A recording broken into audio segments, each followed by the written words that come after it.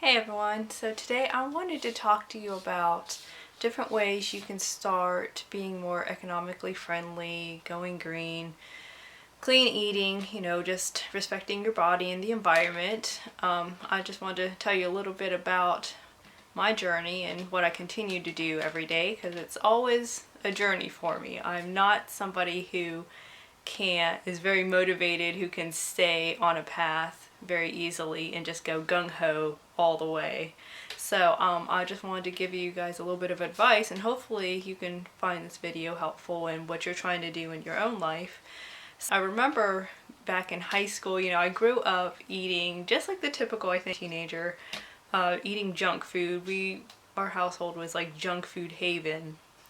Although my mom always made a point to cook dinner every day, and my mom was very thrifty and economical, and she would always cut coupons. I always joke with my friends, I've never eaten at a Wendy's place because we never got coupons for it. If we didn't have a coupon for a fast food place, then we weren't allowed to eat at that place. So it's a big joke with my husband and I because I didn't have my first Frosty from Wendy's until I was in high school, and everyone was like, oh my gosh, you've never eaten, Wendy's. And it wasn't even so much that, my mom was super healthy and whatnot. It's just, that's the way she is. If we didn't have a coupon, we didn't get to eat it. So I think the journey for me started probably about when I got married. I started watching a lot of Food Network, Food Channel, food everything on how to cook, and my mom was a little bit of a kitchen Nazi. Every time I would go cook something, she'd be behind you with a rag wiping everything up. So she's a little bit of a kitchen Nazi.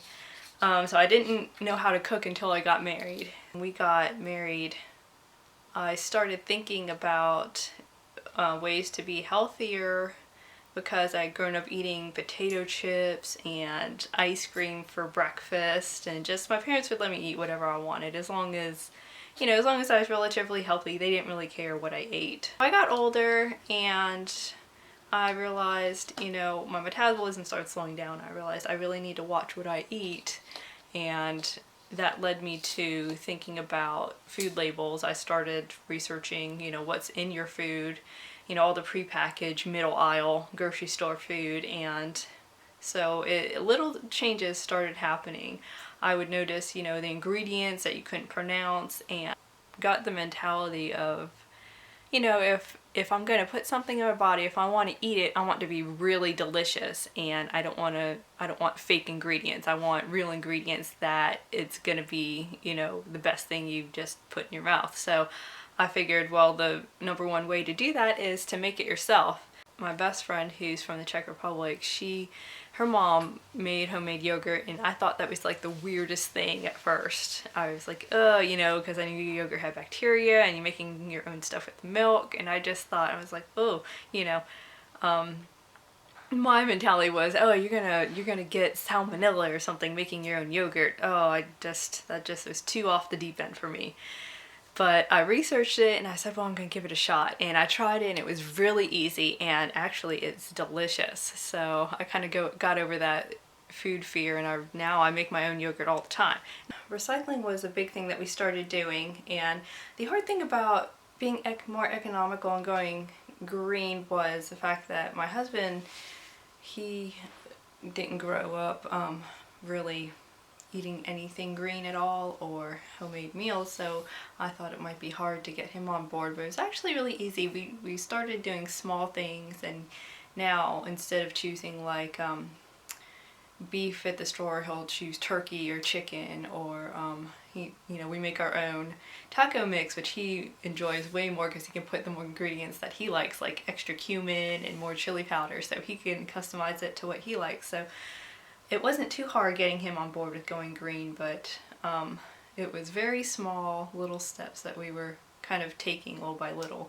And we try to do things every year to do that, because we're not on the complete end of being crunchy, but we also have to be thrifty as well. So for our family, we're kind of, I'd say, in between, in the middle of the road. I would love to say I buy organic 100% at the time. If I was rich and I had the money to do that, I would love to eat organic all the time.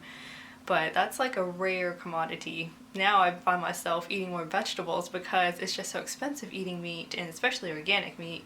That's like a special treat. If it's on sale somewhere, I'll stock up and put as much as I can in my freezer. But one big thing I do try to get is organic milk, because we do consume a lot of milk, and the GMOs and antibiotics, I think, that are given to the cows, that's a number one for me.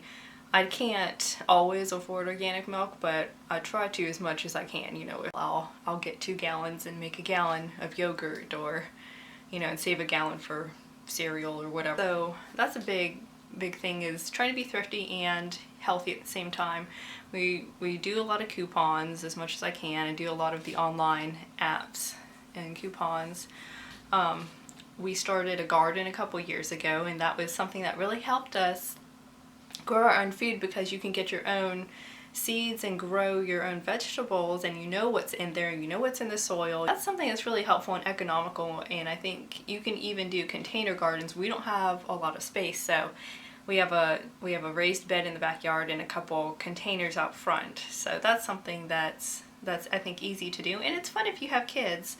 You know, they can see where their peppers come from, or their cucumbers, or what. I was researching online and about this whole no shampoo movement, and I'm always researching something, so I got sucked in for like an hour researching no shampoo, and it's really how you can make your own shampoo with baking soda mixed with water, and use that and agitate your hair with it, and it gets your hair a lot cleaner and gets rid of all those sulfates and all the other nasty stuff that's in shampoo. And then you rinse your hair with vinegar. If you're doing that, not every single time, but it's amazing how soft it made my hair feel. And I don't know if it works for everybody, but I like not having a lot of chemicals around. Another thing also with the chemicals is I started making my own cleaning products. Was another big thing I started doing, that I realized when I was cleaning the bathroom that I could only like spray that shower cleaner on there, and I'd have to run out, because the chemicals would make me start coughing and hacking and made my nose burn. And time after time, that's something, I started researching how to make your own homemade shower cleaners, tub cleaners, drain cleaners, all out of simple ingredients you have at home, with baking soda and vinegar. And then I found the amazing power of essential oils that you can use for just about anything, and I love it. Essential oils are my new go-to for cleansing yourself just after a really stressful day. It's nice to come home and turn on my diffuser with my favorite essential oils and just relax with some coffee. It's just it's natural, and it's really good for your body, and especially thieves oil is really great for disinfecting your home, and it smells amazing. And our washer and dryer kind of started going out is we put up a clothesline in the backyard, just one of those retractable lines that you pull to one end, and that's something I really like doing, especially for sheets and white clothes, because the sun has a natural bleaching agent, and it just bleaches your whites really nice, and the clothes smell so fresh and nicely air dried. Clothesline is definitely something I would recommend, and it saved on our electricity bill so much in the past couple years. When it's a nice sunny day, I'll go throw my clothes out on the line, you know, put a podcast in or listen to my iPod while I'm hanging up the clothes to dry. And so that's something kind of therapeutic. I thought, gosh, this is going to be such a pain. You know, our dryer was going out. I'm like, oh, this is going to take me way too long. But now I really enjoy it. And it's something that was really easy to put up, and it saved money. You know, we're really about saving money lately, so that's something that definitely helped. So those are a couple ways that we started going green, and if you have any other ideas on how, you know, we can implement in my own family, please list it below, because I'm always researching and always trying to find different ways to, you know, save money and be environmentally friendly. Well, I hope you guys liked my video, and I hope you find it helpful. Please subscribe to my channel if you enjoyed this, and like my video, and I'll see you next week. Bye!